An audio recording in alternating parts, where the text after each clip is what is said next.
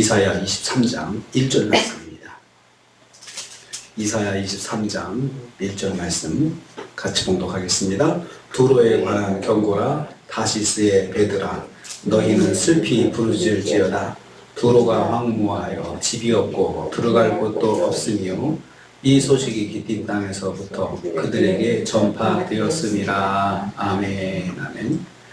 오늘 말씀은 이사야서가 13장부터 시작된 열방에 대한 심판의 마지막 부분으로 두로의 심판에 관한 말씀을 내용으로 하고 있습니다. 이사야서가 13장부터 지금 23장까지 열방의 심판에 대해서 쭉 이야기하고 있습니다. 시작을 바벨론의 심판부터 시작했거든요. 그래서 바벨론부터 시작해가지고 쭉 주변 나라들의 심판에 대해서 말씀하시면서 이제 두로의 심판이 마지막 부분으로 등장하고 있습니다. 그래서 오늘 말씀이 두로에 관한 경고다라고 시작하고 있습니다. 두로는 바벨론과 함께 당시에 강대국 이강을 형성하고 있었습니다. 그러니까 당시로 말하면 지투입니다.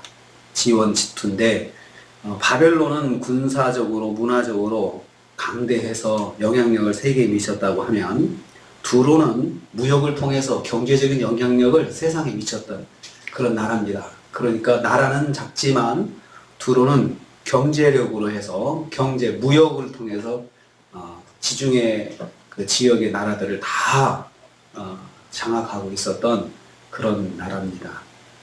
아주 작은 나라죠. 도시국가입니다. 그래서 지중해 해상의 무역을 이끌면서 상당한 경제적인 부를 쌓은 도시국가였습니다. 두로는 애국과의 무역을 통해서 급성장했고, 두로의 무역선들은 지중해 주변의 모든 나라를 출입하면서 부를 축적하고, 그리고 작은 도시국가인데도 불구하고 다시스를 식민지로 두고 있었습니다. 다시스. 그러니까 요나서에 나온 다시스입니다.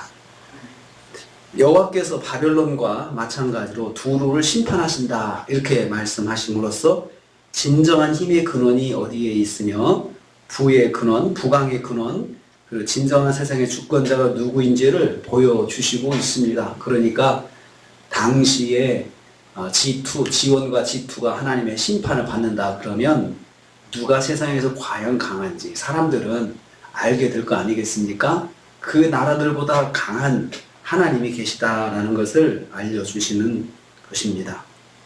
두 번째로 너희는 슬피 부르짖으라고 했습니다. 다시스의 배들아, 너희는 슬피 부르짖으라라고 했습니다. 다시스는 두로의 식민지 중 하나였습니다. 두로는 이스라엘과도 긴밀한 관계를 맺어왔습니다. 두로 왕 히람 1세는 다윗의 성전 건축, 궁전 건축을 위해서 백향목과 석수를 보낸 정도로 다윗과 그리고 이스라엘과 친근했습니다. 이 말씀이 사무엘하 5장에 나와 있고요. 솔로몬이 성전 건축할 때도 레바논의 백향목과 잣나무를 공급하는데 일조한 그곳이 바로 다시스입니다. 열왕기상 5장에 나옵니다. 두로왕 엣발의 1세의 딸이 바로 이세벨입니다. 이세벨은 북이스라엘의 아합왕과 결혼해서 이스라엘의 우상을 가져왔던 그 왕비입니다. 열왕기하 8장에 나오는 말씀입니다. 두로의 소유였던 다시스의 무역선들의 몰락을 예언하고 있습니다. 다시스의 배들아, 너희는 슬피 부르짖으라. 이 말은 다시스의 몰락을 예언하는 말씀이라는 것입니다. 두로에게 결정적인 고통을 안겨주는 일입니다. 그러니까 다시스는 두로의 식민지로서 사실은 두로의 지갑 같은 동네였는데, 그 도시였는데 그것이 몰락한다는 것은 두로에게 결정적인 타격을 주는 거죠. 두로의 지갑이 완전히 닫히는 것입니다. 슬피 부르짖는다 이 말은 비탄에 잠겨 울부짖다는 뜻입니다. 여호와께서 반드시 그런 일을 만드실 것을 강조하고 있습니다. 다시스 가운데 생생하게 이루어질 것 같이 지금 이루어진 거 아니고 미래적인 말씀인데 마치 그렇게 이루어진 것처럼 너희는 반드시 그렇게 부르짖어야 된다고 말씀하는 것은 그런 일이 반드시 일어날 것이기 때문에 벗어날 일은 없다라고 단정하면서 말씀하는 것입니다. 여호와께서 어떻게 두로를 심판하십니까? 두로의 경제적인 축복을 거두시는 것이죠. 그 두로의 경제적인 축복 이것을 싹 막아버리면 두로는 그냥 굶어 죽게 돼 있잖아요. 시간이 지나면 아무것도 못하고 두로가 투자했던 모든 도시들을 다 몰락하면서 두로는 그냥 앉아서 당하고 있는 것이죠. 세 번째로 다시스가 슬피 부르짖어야 할 이유를 말씀하고 있습니다. 왜 그러면 두로가 그렇게 울어야 합니까? 첫째는 그렇게 두로가 황무하여 집이 없고 들어갈 곳이 없을 것이다 이렇게 말씀합니다. 결국은 두로도 파괴된다는 거죠. 그러니까 그 모든 그 수입원을 맡게 되니까 두로가 관리가 안 되는 것입니다. 두로가 관리가 안 되니까 자연스럽게 시간이 지나면서 관리가 안 되는 도시가 파괴되기 시작하는 것입니다.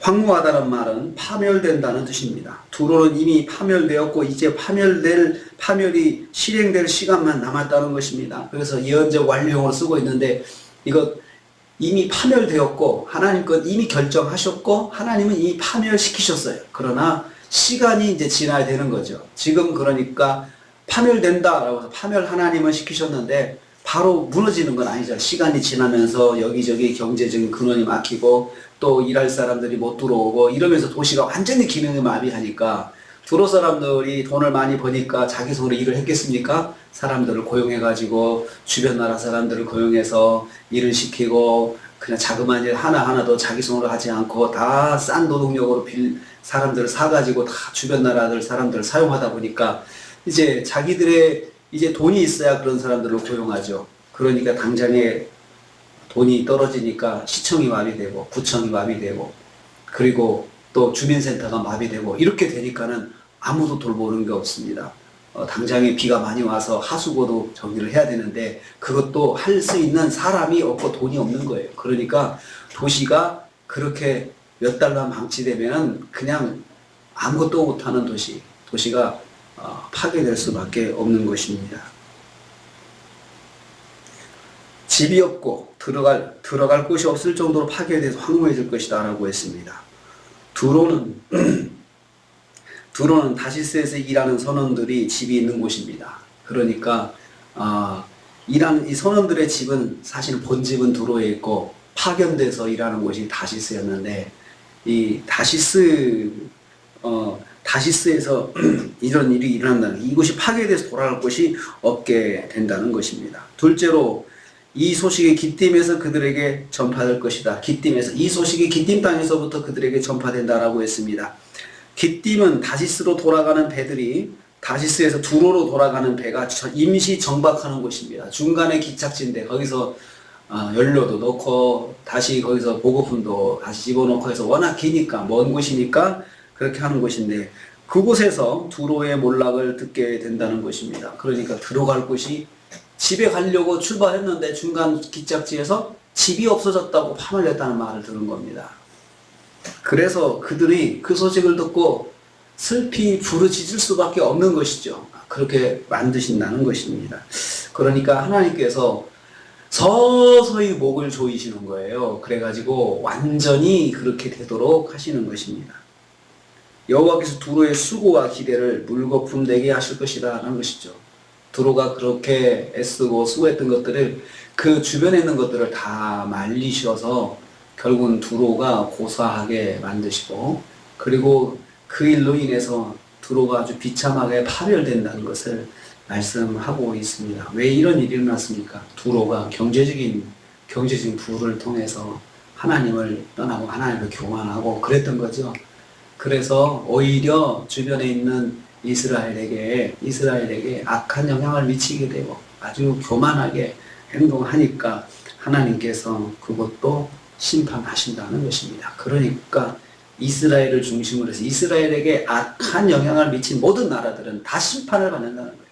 다 심판. 이스라엘도 그 영향을 받아가지고 나쁘게 되니까 거기도 심판하시지만 이스라엘을 그렇게 만든 주변 나라도 다 하나님께서 심판하신다는 말씀이 오늘의 말씀입니다. 그래서 너희는 슬피 부르짖을지어다. 두로는 하나님 믿지 않는 나라입니다. 도시 국가입니다. 그런데 그것도 하나님의 심판 가운데 있는 것은 하나님께서 역사를 주관하시고 하나님께서 그렇게 악한 일을 하는 모든 사람들을 하나님께서 다 심판하신다는 것을 말씀하고 있습니다. 오늘 우리는 이걸 통해서 두 가지를 깨닫습니다. 역사의 주관자이신 하나님, 그리고 우리는 어떤 상황이시든지 간에 하나님을, 하나님의 말씀에 순종하고 겸손해야 된다는 것입니다. 사람들은 다 자기들이 가진 환경 가지고 교만합니다. 교만을 부리고 삽니다. 그걸로 하나님이 어디 있어? 라고 그렇게 대항하며 사는데요.